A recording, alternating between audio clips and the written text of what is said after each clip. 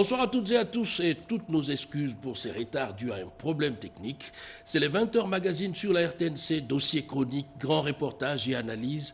20h les mags, c'est aussi l'actualité. Et à la une ce soir, l'arrivée du chef de l'État, Félix-Antoine Tshisekedi à Mbuji-Mayi dans le Kasaï oriental, tel qu'annoncé. La capitale du diamant était en fusion. Les images vont nous parvenir dans les minutes qui suivent. Une marée humaine a déferlé sur les grandes artères de cette ville. Demain, le chef de l'État va procéder à l'inauguration de nouveaux bâtiments de l'université de Mbuji-Mayi. On y revient dans un instant dans ce journal. Et ces visages connus du judo à l'échelle planétaire qui débarquent à Kinshasa. Il s'agit de Teddy Riner qui a été reçu par le chef de l'État, Félix-Antoine Tshisekedi. Kinshasa s'apprête à accueillir au mois de décembre prochain une compétition internationale de judo. Les détails également dans la partie actu de ce journal magazine. Des maisons en sursis menacées par des têtes d'érosion dans la commune de Ngaliema. Les habitants assistent impuissants face à l'avancée de ces érosions qui risquent d'atteindre, figurez-vous, la grande route Zolana. C'est le focus de ce journal magazine. Il faut diminuer la pression fiscale sur certains produits de grande consommation et investir dans l'agriculture. Le but est de soutenir l'élan actuel de la monnaie locale qui prend l'ascendance sur le roi dollar. Un plaidoyer de Fumu Tchanda, un acteur de développement qui expose sa pensée économique. C'est aussi à suivre également dans un instant dans ce journal, dans le développement de ce journal. Bienvenue à tous, place à l'actualité.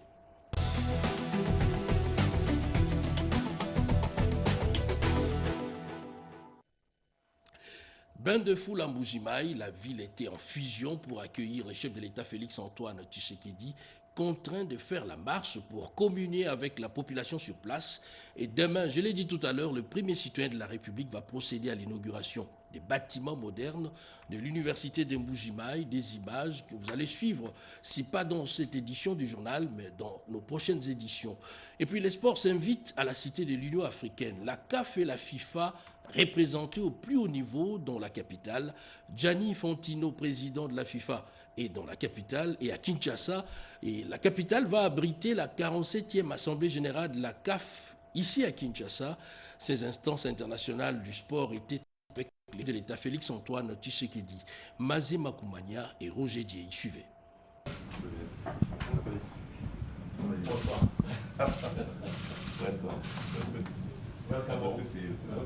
Rassembler l'Afrique à travers le football, c'est la vision du président de la CAF, Dr Motsepe, qui a ramené toute la famille CAF à Kinshasa à l'occasion de son assemblée générale ordinaire, 47e de la série. C'est samedi 4 octobre, le Dr Motsepe, avec le président de la FIFA, ont rencontré le chef de l'État, Félix-Antoine Tshisekedi Tshilombo, pour présenter leur civilité. Échange des présents, dont 2 maillots floqués au nom du chef de l'État, qui à son tour a remis 2 tableaux aux effigies de ses hôtes. Ces gestes symboliques laissent transparaître la complicité qui règne entre le football et le président de la République, Félix-Antoine Tshisekedi Tshilombo, comme en témoigne Gianni Infantino, le président de la FIFA. Les 54 fédérations africaines se réunissent ici, à Kinshasa, pour un congrès ordinaire qui est toujours une occasion de célébrer le football, de célébrer une année de football africain, mais aussi mondial, l'Afrique étant si important, et de le faire dans un pays comme la RDC, qui est un pays de football où on a 120 millions de passionnés de football, guidé par un président qui est passionné de football aussi.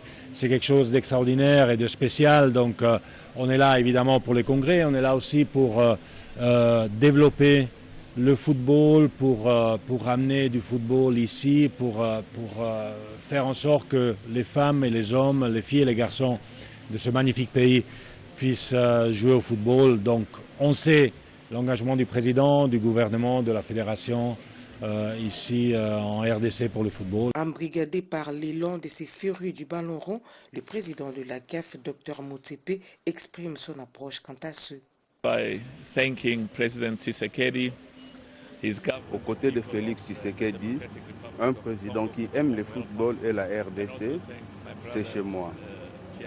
Mes remerciements vont également à l'endroit de mon frère, le président de la FIFA, Gianni Infantino, pour le déplacement effectué. Le message que nous voulons passer aux Congolais est que le football se développe dans ces pays, car les talents sont légion.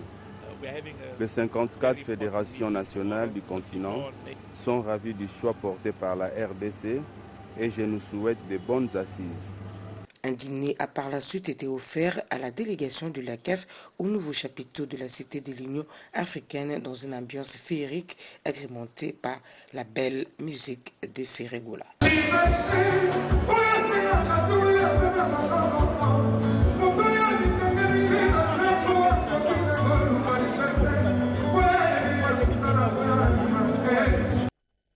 J'en parlais tout à l'heure, les Français Teddy Riner est à Kinshasa et certainement, vous l'avez deviné, un grand événement sportif profile à l'horizon.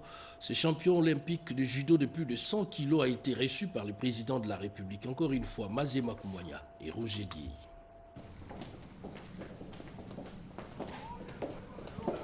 J'étais curieux de vous voir en chair et en os. Ah oui, alors, Teddy Riner. C'est vraiment un honneur de vous voir. C'est gentil. Mais je vous imaginais comme ça, c'est vrai. À 36 ans, les judokas français Teddy Riner séjourne à Kinshasa et il est porteur d'un projet sur sa discipline de prédilection. Et c'est au chef de l'État qu'il l'a tout dévoilé ce samedi 4 octobre 2025. La visite, c'est simple, c'était pour la promotion du judo. On a échangé avec le chef de l'État et le ministre des Sports pour justement avoir un accord pour accueillir au Congo, à Kinshasa, en décembre, les championnats du monde continental par équipe. Le président est hyper ravi, content, honoré de pouvoir recevoir un bel événement comme ça. Et moi, je suis hyper content d'être un des acteurs qui fait qu'on va pouvoir avoir un bel événement en Afrique. Du haut de ses 2,4 mètres pour une centaine de kilos, Big Ted est récemment médaillé d'or au JO de Paris 2024 et l'homme le plus fort en judo. Un agenda décidément sportif à la présidence de la République. Le chef de l'État a échangé également avec les anciens léopards. Les précisions dans ces reportages. En marge de la tenue de la 47e Assemblée générale ordinaire de la CAF, il a plu au chef de l'État, Félix-Antoine Tshisekedi Tshilombo, de recevoir les anciens léopards champions d'Afrique de 1968, 1974 et mondialistes ce samedi 4 octobre dans la soirée à la Cité de l'Union africaine. Sur le 13 encore en vie et présent à l'audience, le chef de l'État en a facilement reconnu une dizaine pour dire que le football est dans son sang.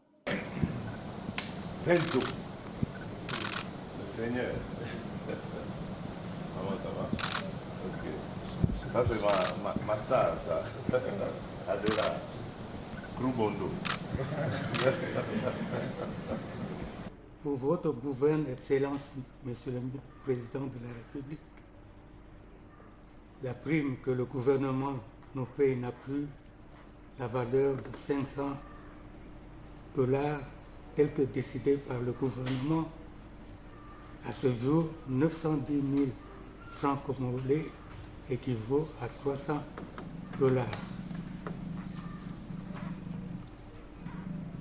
Avons introduit un dossier de manque à gagner qui traîne toujours au niveau de la direction de la paix. Autre problème ayant trait à nos états de santé qui sont devenus précaires, la promesse faite par le Premier ministre Bruno Tshibala de nous envoyer les passeports diplomatiques est restée lettre morte. Nous aimerions aussi vous exposer nos problèmes de la Coupe Mosika de 74.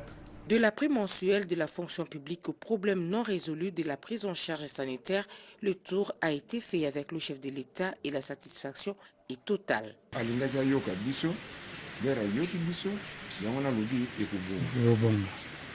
Réjouis de l'accueil leur réservé, les anciens léopards sont répartis dignement et fiers d'avoir servi le pays qui leur est reconnaissant à travers cette photo de famille qui en dit long. Le pape, n'importe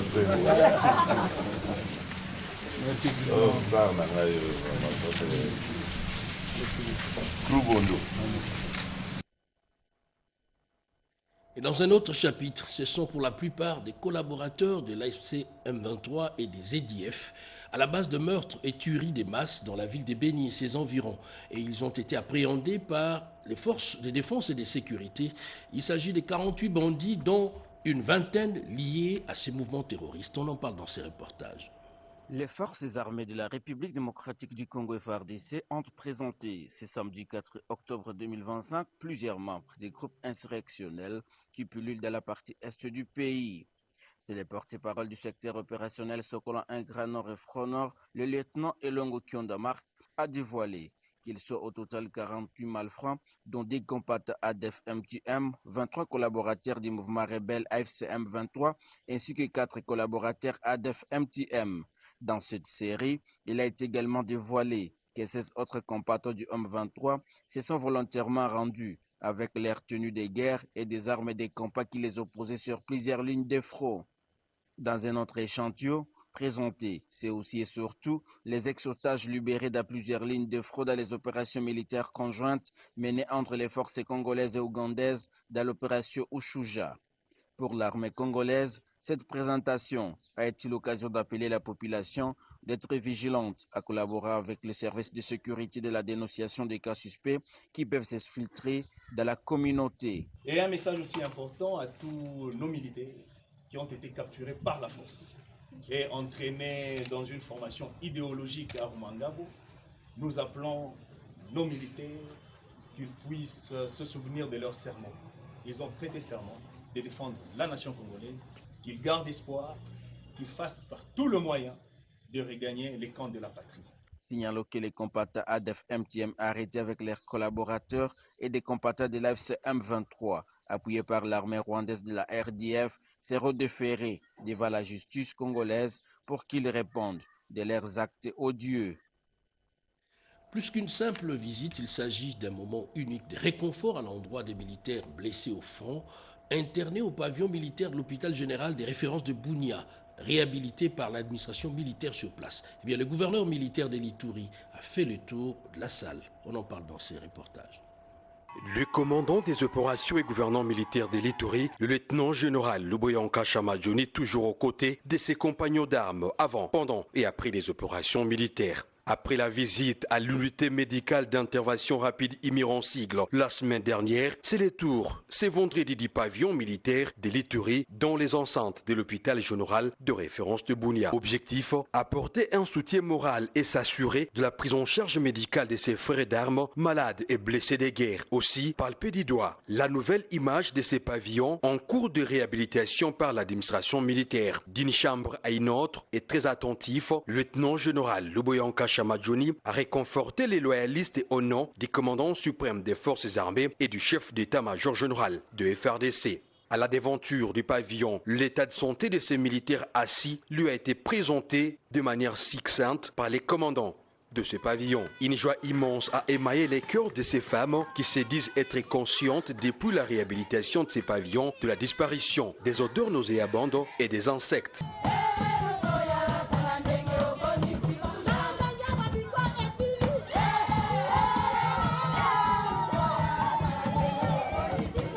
La réhabilitation de cette structure médicale favorise les meilleures conditions de la prise en charge des militaires blessés sur les théâtres des affrontements. Le lieutenant-général Luboyanka Chamadjoni tient sa parole quelques jours seulement après son passage au sein de ces pavillons. Chaque jour qui passe, les commandants des opérations et gouvernants militaires de l'Ituri veillent sur la discipline au sein des troupes et le respect des règles d'engagement et de comportement, pierre angulaire de succès au sein de l'armée régulière.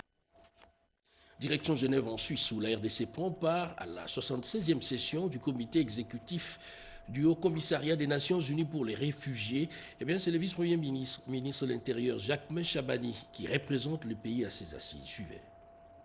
Le vice-premier ministre et ministre de l'Intérieur et Sécurité de la République démocratique du Congo, Jacquemain Chabani Luko, est arrivé dimanche 5 octobre 2025 à Genève en Suisse. À l'aéroport international de Genève, le patron de la territoriale congolaise a été accueilli par l'ambassadeur de la RDC accrédité en Suisse, Paul Echa, ainsi que le directeur des cabinets du ministère de l'Intérieur, Jean Baelongandi. L'objectif de sa mission de travail à Genève est de représenter la République démocratique du Congo à la 76e session du comité exécutif du Haut Commissariat des Nations Unies pour les réfugiés prévue du 6 au 10 octobre 2025 au Palais des Nations. Cette rencontre annuelle réunit les États membres pour examiner les programmes du HCR, discuter de la protection internationale et orienter les actions en faveur des réfugiés. La RDC, fortement concernée, compte plus de 512 000 réfugiés sur son sol, près de 5,8 millions de déplacés internes et plus d'1 million de Congolais réfugiés à l'étranger. Les programmes du vice-premier ministre et ministre de l'Intérieur et Sécurité, Jacquemain Chabani, incluent des rencontres de haut niveau, notamment avec le haut-commissaire du HCR.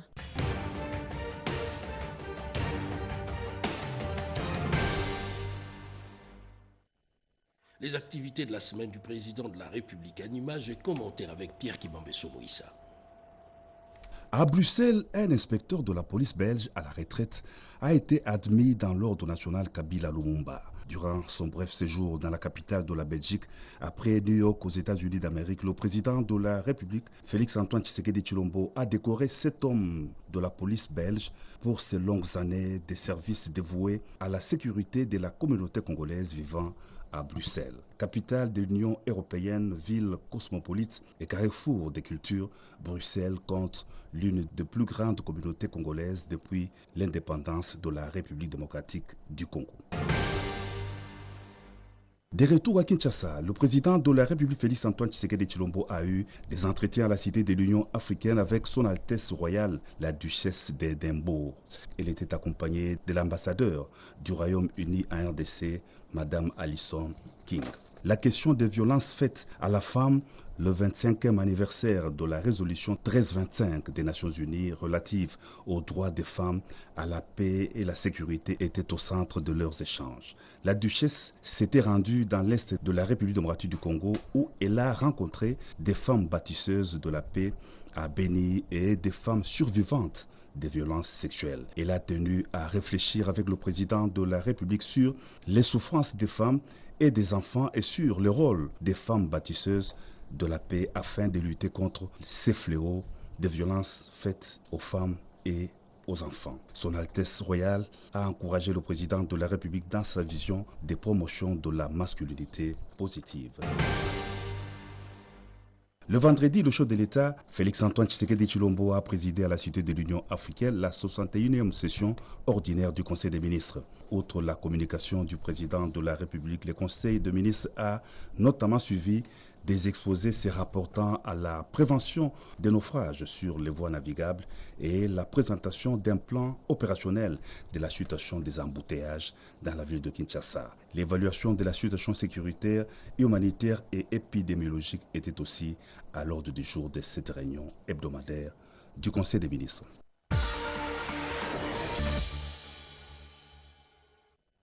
Des faits d'actualité diffusés la semaine sur nos antennes, le verdict dans le procès Joseph Kabila devant la haute cour militaire, un élève s'est servi de gaz lacrymogène dans une salle de classe, c'était ici à Kinshasa, et puis ces dispositifs peu ordinaires sur les routes de Kinshasa avec les éléments de l'armée qui accompagnent la police des circulations routières dans la régulation de grands axes. Ce sont là quelques faits majeurs retenus dans la semaine en 5. C'est un commentaire de Diane Balaka. La presse a été suffisamment alimentée par des faits d'actualité durant la semaine qui s'est achevée. Parmi ces faits, l'on note en gras la condamnation à la peine capitale de Joseph Kabila devant la haute cour militaire. Joseph Kabila a été reconnu coupable des chefs d'accusation retenus contre sa personne, crimes de guerre, viols et autres.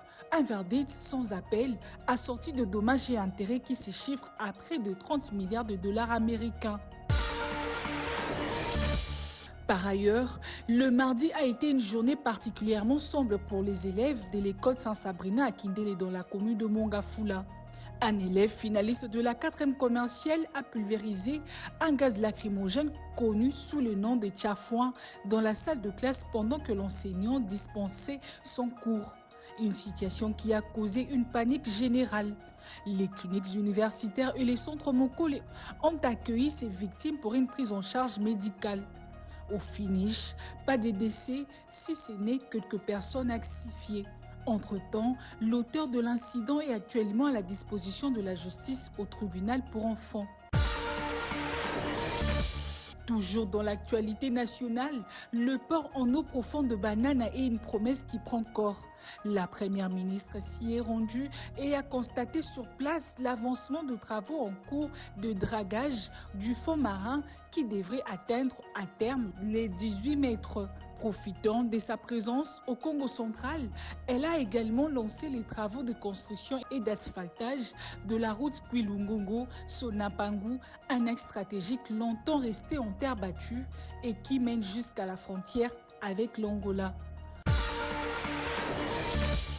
En ce qui concerne la circulation routière, un fait inédit a retenu l'attention des routes fluides aux heures de pointe à Kinshasa. Il a suffi que le FARDC soit associé à la police spéciale de roulage pour que la chaussée respire. Dans le volet économique, la baisse du taux du dollar américain face à la monnaie locale a surpris agréablement la population. Aujourd'hui, $1 se négocie entre 2450 et 2650 francs. Une véritable aubaine pour les cambistes qui en profitent pour monter les enchères à l'achat du billet vert. En dehors de la capitale, l'accès à l'eau potable s'améliore progressivement à Cana.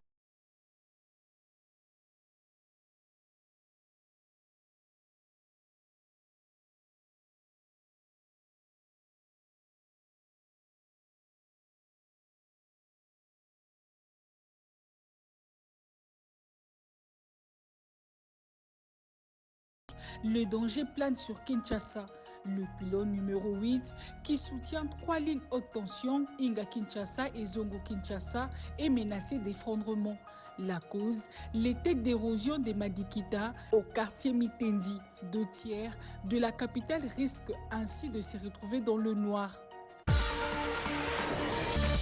À l'est du pays, la météo ne s'est pas montrée clémente. Kalemi, dans la province du Tanganyika, est sous l'eau. Les retours de la pluie a causé d'énormes dégâts plongeant la population dans une inquiétude grandissante. Enfin, dans les secteurs miniers, la fraude et la contrebande continuent de fragiliser l'économie nationale.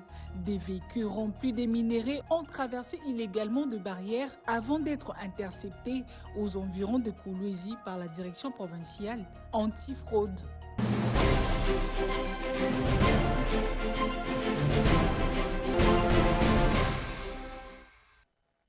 La commune de Ngalema, ici à Kinshasa, connue pour ses têtes d'érosion, l'effet paraît ordinaire, mais cette fois, la situation s'est dégradée et en dehors des maisons d'habitation, c'est la route Nzolana qui est sous la menace. C'est le focus de ce soir avec Yolande Voka sur ces images d'Apocalypse Nzouzi. Au cœur de la commune de Ngaliema, dans le quartier Bumba, un drame environnemental se joue à huis clos. Des têtes d'érosion actives menacent plusieurs avenues telles que Lutondo, Kintsaka, Bikela et Révolution à proximité de Lupin. Des habitations entières ont déjà été englouties, emportant avec elles les espoirs de nombreuses familles. Et notre peur, c'est quoi? La dame pluie est en route. Nous demandons vraiment à les autorités de nous aider. Faire un effort pour venir faire du travail ici. 2-3 pluies, j'insiste, 2-3 pluies, nous ne serons plus là. Nous espérons que le ministre fera quelque chose pour nous autres. Parmi les sites les plus préoccupants, la tête d'érosion de l'avenue Révolution ne plus qu'à 10 mètres de la route Nzolana, récemment inaugurée par le chef de l'État. Si rien n'est fait dans l'urgence, ces nouvelles axes routiers risquent une coupure irréversible. L'avenue Révolution, là où nous sommes aujourd'hui, nous sommes presque entourés, pris en otage par 5 têtes d'érosion. La plus grande, c'est celle-ci. Une des grandes têtes d'érosion enregistrées dans la ville de Kinshasa. Sur plus de 200 têtes d'érosion, les plus grandes têtes, il y en a 65. Celle-ci est parmi celles-là. Nous avons pris des dispositions pour alerter les autorités depuis très longtemps. Mais la solution n'est pas venue à temps. Maintenant que la situation, la météo est en train de nous alerter qu'il y aura beaucoup de pluie cette année, nous nous sommes dit qu'il faut courir vite, voir les autorités. Pour arrêter ces dangers qui menacent l'avenir révolution. Non seulement l'avenir révolution, même l'avenir Zolana. Parce que les eaux qui viennent de l'avenue Bumba, de l'autre côté, c'est déversé également ici. Cette école, si on peut le regarder, cette école va sauter. Les enfants seront dehors, ils vont étudier sous les bois. Ces maisons vont partir. Non seulement ces maisons-là, même les autres. Papa, non. Il est en insécurité ici, il est en danger. Je crois 1 ou 2 pluies, il est parti. Il va partir où? Est-ce qu'il faut l'amener en tant que victime quelque part pour dire, bon, les sinistrés venaient ici? Non. Les autorités, comme ils ont assuré, nous avons confiance aux membres du gouvernement. Face à la montée implacable de ces ravins, les habitants, impuissants, lancent un cri de détresse. Ils assistent le bras croisé à la destruction lente mais certaine de leurs maisons, écoles et lieux de vie. 5 têtes d'érosion rongent déjà le quartier. Je travaillais pendant 26 ans et je suis propriétaire. Aujourd'hui, à cause des érosions, je ne sais où aller. Ces drames révèlent un autre fléau, les constructions anarchiques et l'absence criante d'ouvrages d'évacuation des eaux pluviales. La population dénonce un lotissement non maîtrisé, aggravé par des infrastructures inexistantes. Après tout ça, là, au chef, au bakound, nous sollicitons une collaboration entre les autorités et les chefs des rues pour des très bons rapports sur la situation de terrain.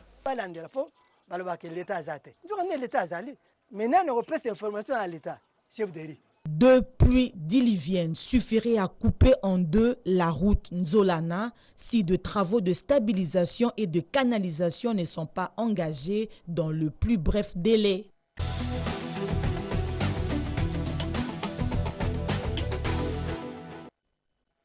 La courbe s'inverse et les francs congolais a repris les poids de la bête face au roi dollar, une appréciation de la monnaie locale qui doit être soutenue par des allègements dans la fiscalité. Thèse soutenue par Gaston Fumuchiamba, Blaise Bokokia Malumbela et Guilain Kassou. En ce moment où l'on enregistre la chute des dollars américains sur le marché d'échange avec ses effets collatéraux sur les quotidiens du peuple congolais, les voix s'élèvent pour attirer l'attention des gouvernants afin de garder le cap et voir la baisse des prix des denrées alimentaires sur le marché. La dernière en date, celle de Gaston Fumuchiamba, président national des Générations 4. Ce qu'on appelle maï, le connaît maï, bière au bassin dans le Congo, maï aux ali produits dans le Congo. Concernant la bière et boissons sucrées, y compris l'eau, produits localement, les usines doivent avoir l'exonération des taxes, voire celles appliquées sur les produits pharmaceutiques, qui facilitent la gratuité de la maternité mise en place par le chef de l'État.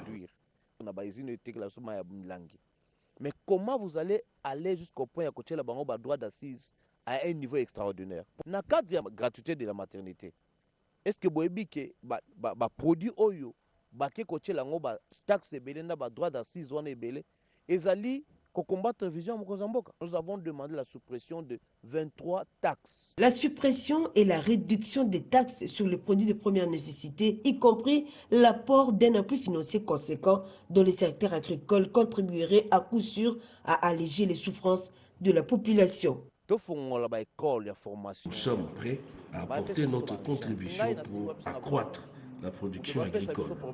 Nous allons produire. Cet acteur politique congolais insiste sur la nécessité de voir le gouvernement congolais de prendre des mesures urgentes pour accompagner les entrepreneurs locaux en vue de promouvoir l'industrie locale et contenir la hausse des prix sur le marché. Il plaide pour l'allègement de la lourde fiscalité des industries locales en RDC afin de soulager non seulement les opérateurs économiques, mais également les consommateurs. Alors, la loi Commandons aux élus du peuple de tenir compte dans la loi des finances du droit d'accise pour attirer plus d'investisseurs.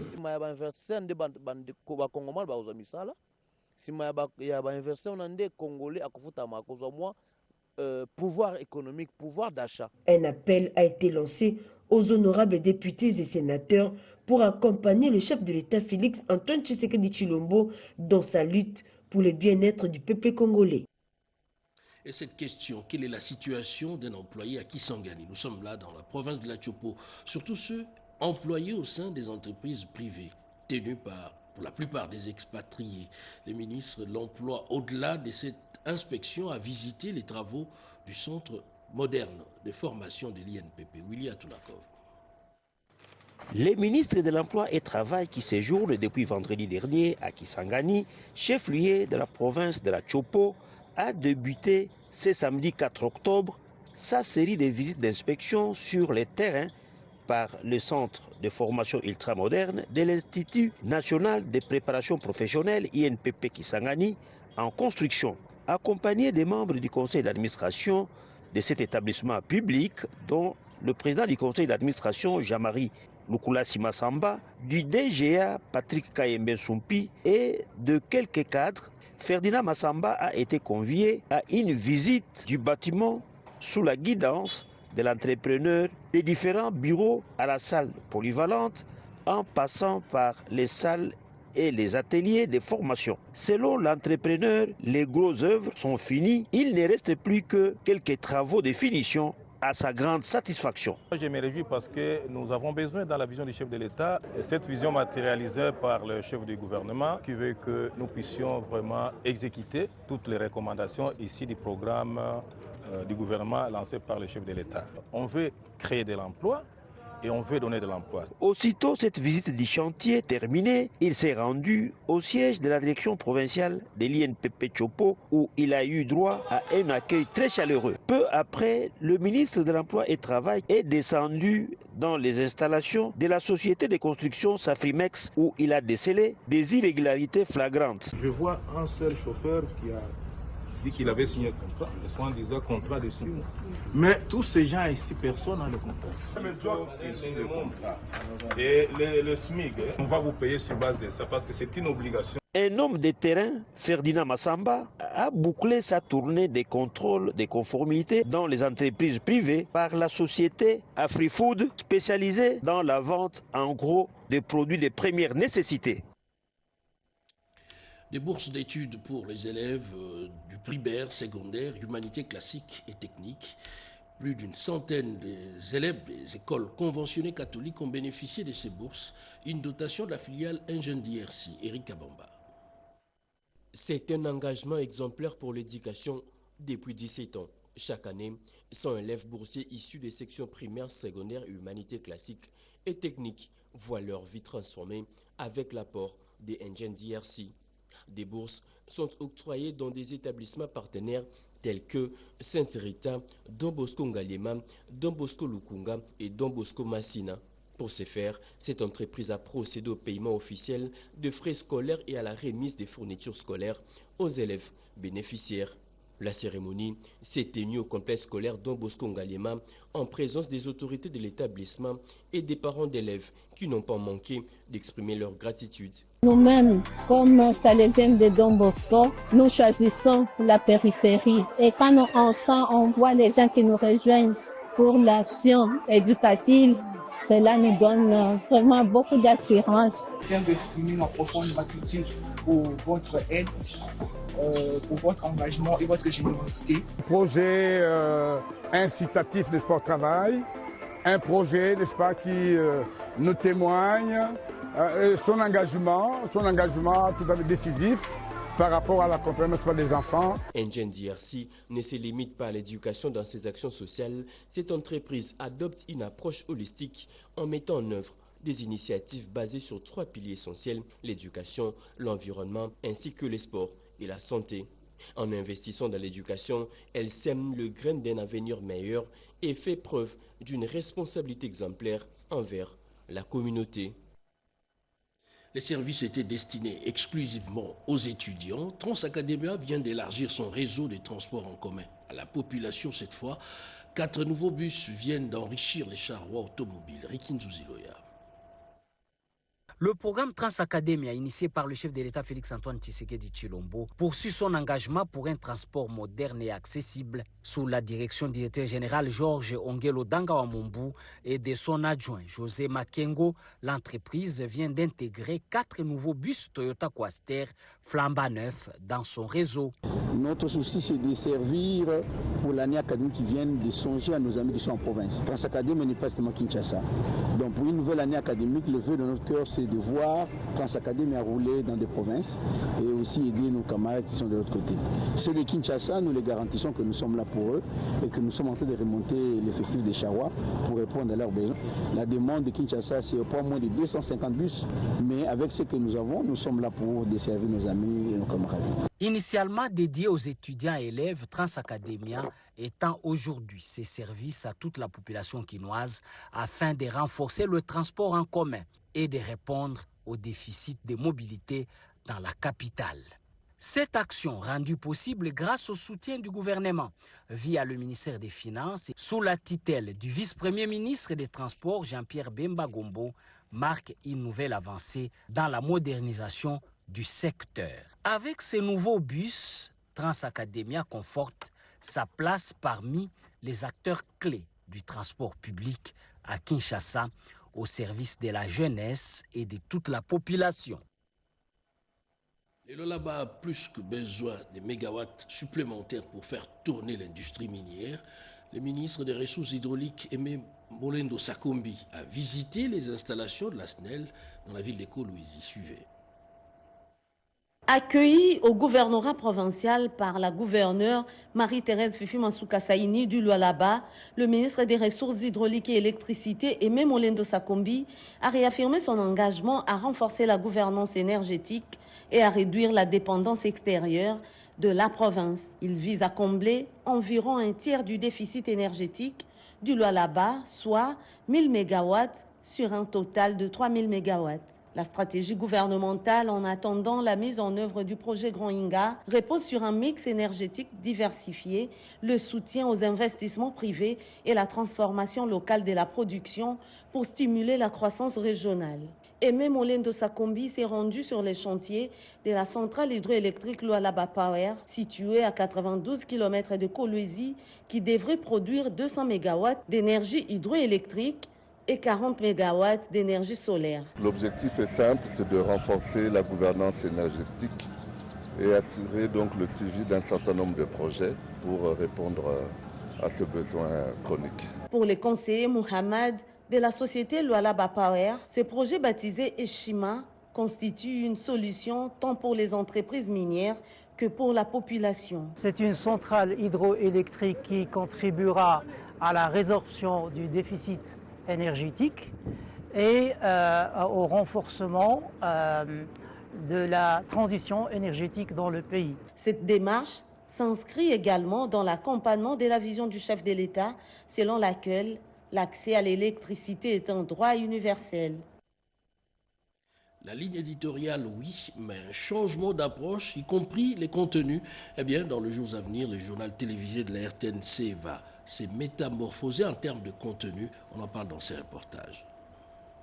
Un conseil de rédaction avec une touche particulière. Une interrogation taraude tous les esprits par ici. Pourquoi la primeur de l'information échappe à la télévision nationale? Sylvie Lengue-Nyimbo, directrice générale de la radio-télévision nationale congolaise, a participé à la discussion afin d'élever les grandes options. Comment expliquer que personne ne ferme l'œil ou n'ose pas appeler la RTNC lorsqu'il attend une nomination? Oui, parce que c'est par la RTNC que les nominations sont rendues publiques. Une fois dans ces fonctions, lorsqu'on a des informations publiques en primeur, c'est ailleurs que l'on regarde. Dans les échanges, il ressort clairement que la RTNC est perçue comme ayant l'obligation de ne dire que du bien des officiels, est donc une chasse gardée. Peut-être que le traitement des activités qui se mènent dans différents secteurs est flatteur, en déphasage quelquefois avec le vécu quotidien des populations. Disons mieux qu'il est complaisant. Il faut arrêter. L'engagement d'améliorer davantage le contenu des reportages est pris. Les instructions de la direction générale, animées par ailleurs par une académicienne des sciences de l'information et de la communication, sont d'autant plus claires que de plus en plus, les attachés de presse devront être gardés loin des micros et les faits présentés à la lumière de la réalité. Aucune ligne éditoriale n'est pactise avec la complaisance, encore moins transforme les reporters en daltoniens. Ce sont des débats houleux qui préparent un départ nouveau avec l'accompagnement certain de la tutelle. Le déploiement sur l'ensemble de l'étendue nationale de la couverture santé universelle. Le processus est en cours. L'atelier d'élaboration du plan de déploiement en province de la couverture santé universelle est revenu justement sur ces sujets. Pati Tondouangou. Toutes les batteries sont en marche pour les lancements dans les mois qui viennent du paquet des soins dans différentes provinces de la République démocratique du Congo. Et cela pour permettre à tout Congolais d'accéder aux soins de qualité à un prix réduit. Au terme de 3 jours de réflexion approfondie à Bibois, dans la commune de Lancélé, un plan de déploiement des paquets de soins de base a été adopté. Pour le coordonnateur du Conseil national de la couverture santé universelle, Polydor Mbongani, qui a clôturé ses travaux, ces documents vont permettre une avancée significative dans la mise en œuvre de cette prise en charge médicale. L'objectif qui s'était fixé, c'était d'élaborer ce plan en se disant qu'on doit en finir avec un plan qui définit le chronogramme, qui définit ou qui clarifie le paquet de soins tel qu'il a déjà été défini dans la loi et aussi par une mesure d'application, un arrêté interministériel. Mais nous avons aussi discuté du coût ou des prix de la classification des soins. Et au-delà de ça, nous avons aussi discuté de mode de paiement des prestataires. Donc c'est un document qui sera vraiment très important pour nous permettre d'avancer avec la mise en œuvre du paquet de soins de base, tel que recommandé ou plutôt édicté dans la loi de santé publique telle qu'elle a été modifiée par l'ordonnance loi de mars 2023. Une autre étape importante, c'est la signature de tous les décrets pour mesures d'application dont nous avons besoin pour avancer, notamment le décret sur l'assurance maladie obligatoire que nous attendons incessamment et nous l'espérons dans les 2 semaines qui suivent que nous pourrons faire des avancées. Cette prise en charge dans le cadre de la couverture santé universelle est prévue dans le premier trimestre de l'année 2026. La ministre du Genre, Micheline Ombaye, a procédé au lancement des activités liées à la résolution 1325, avec en toile de fond le rôle de la femme dans le processus de paix et de sécurité. Tété Bombunja. Cette résolution met en lumière le rôle des femmes dans le processus de paix et de sécurité.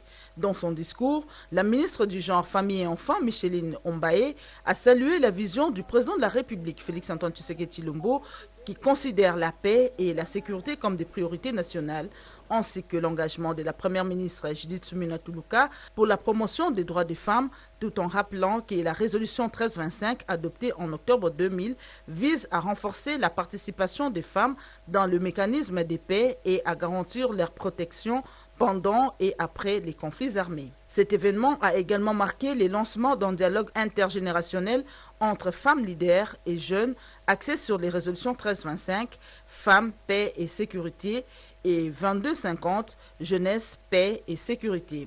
Les discussions vont tourner également autour des progrès réalisés, les bonnes pratiques, les défis persistants et la mise en œuvre des plans d'action nationaux.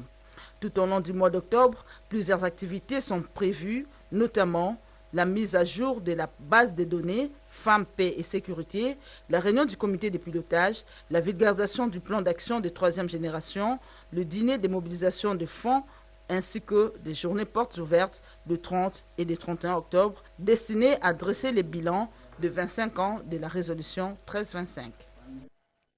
Fini les bicéphalismes au sein de l'UDPS, eh bien, la page a été tournée. C'est une nouvelle page qui s'ouvre au sein du parti présidentiel. Le secrétaire général Augustin Kabouya et son adjoint Deo Bizoubou étaient devant la base pour parler unité. On en parle avec Alain Bikaï. D'entrée de jeu, le secrétaire général de l'UDPS, Augustin Kabouya, a présenté publiquement ses excuses au chef de l'État Félix-Antoine Tshisekedi Tshilombo et au peuple congolais. Il a reconnu que les divergences qui ont secoué la formation politique au pouvoir plus d'une année n'ont pas honoré les partis avant d'appeler à l'unité, à la cohésion. De son côté, le secrétaire général adjoint Deo Bizoubou Baloula a réaffirmé son attachement aux directives de la haute autorité des référents du parti. Pour lui, il n'y a qu'un seul secrétaire général à la tête du parti, l'honorable Augustin Kabouya, avant d'appeler à mettre fin aux querelles internes. Nakosenga banda lelo tosenga olimbisi. Au nom de l'unité, Nous devons tourner la page des divisions dans toutes nos fédérations. Et selon les orientations de la haute autorité, il n'y a pas de secrétaires généraux au sein du parti. Le seul secrétaire général que nous avons ici, c'est Augustin Kabouya. Le secrétaire général, il est bel et bien là, c'est l'honorable Augustin Kabouya. Au nom du comité d'accompagnement, le docteur Ete Longondo a pour sa part salué ces pas importants et rassuré la base du parti. Le processus se poursuivra jusqu'à son aboutissement total dans un esprit d'unité et de loyauté envers la vision du chef de l'État.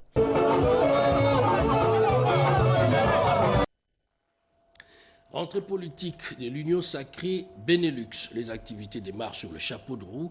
Le secrétaire permanent de l'Union sacrée, André Mbata, est arrivé en Belgique où il a procédé à l'installation de l'Assemblée générale et la coordination de l'Union sacrée Benelux. Robert Ndaye.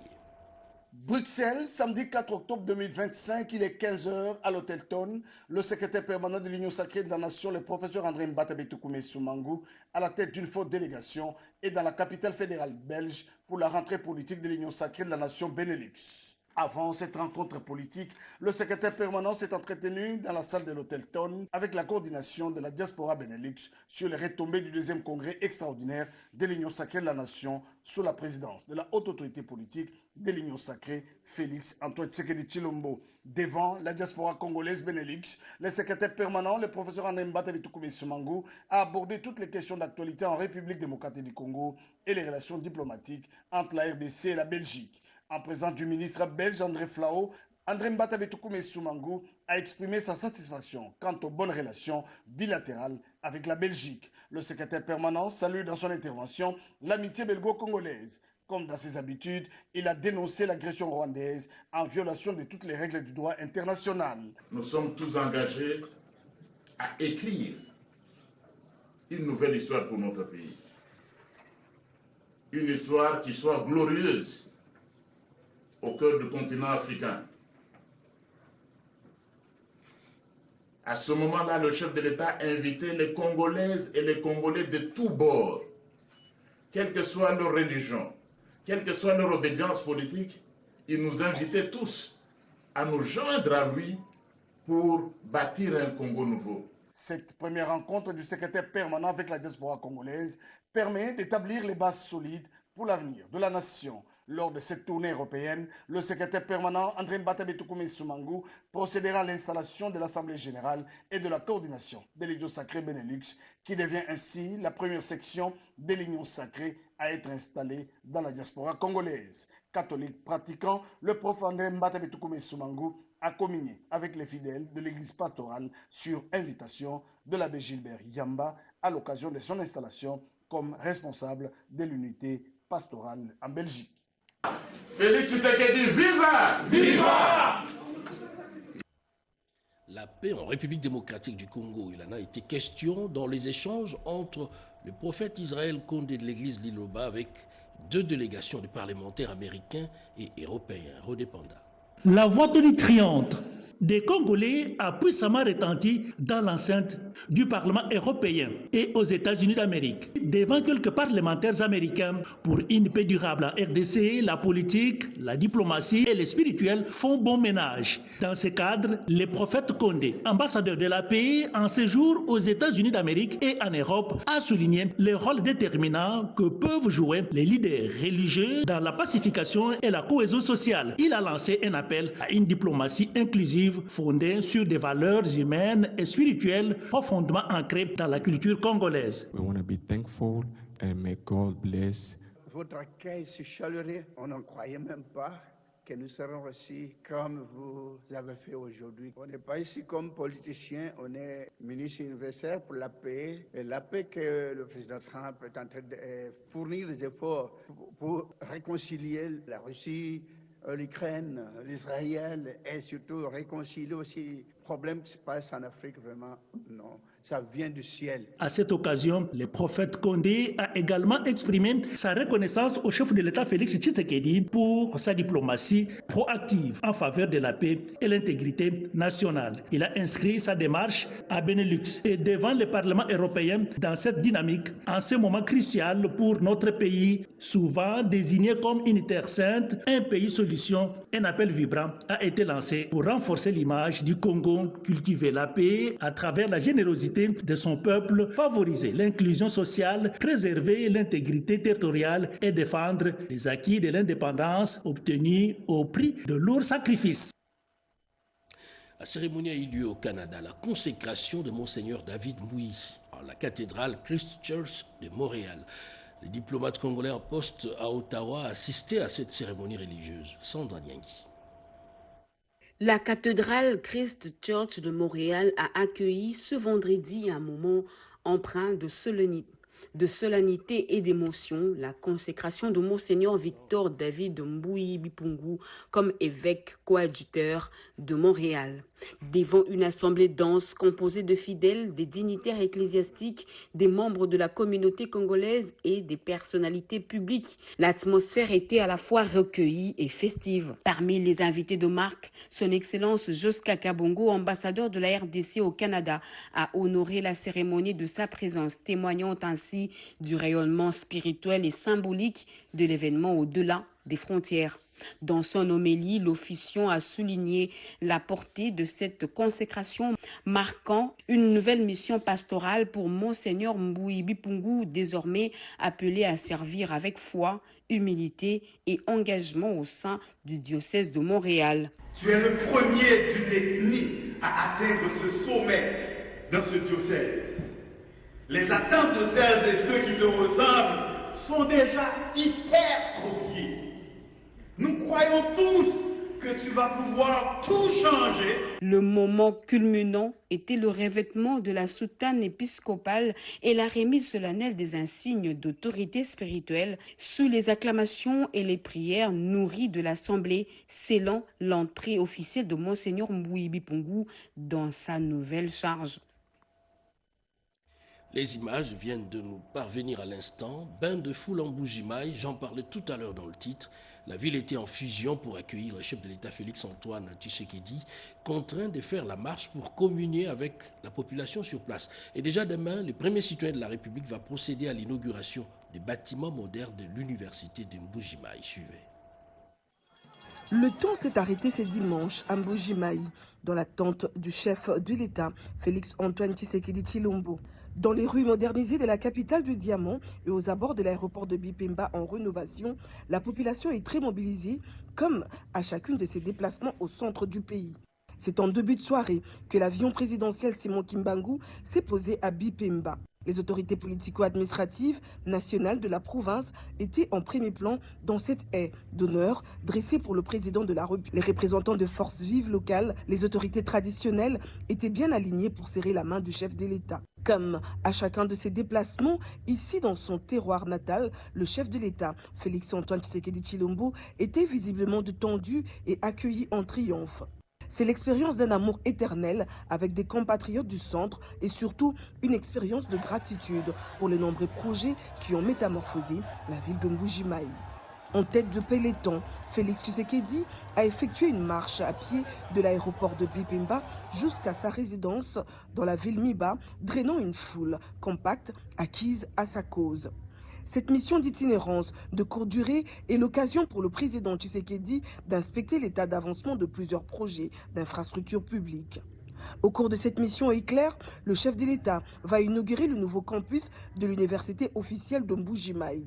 Un véritable joyau, sorti des terres en 3 ans seulement et construit suivant des standards internationaux. Et voilà, c'est la fin de ce journal magazine du dimanche. Merci de l'avoir suivi. Merci à ceux-là qui nous ont suivis. Depuis la ville de Bukavu, nous sommes là dans la province du Sud Kivu. Excellent sur les programmes sur nos antennes et bonsoir chez vous.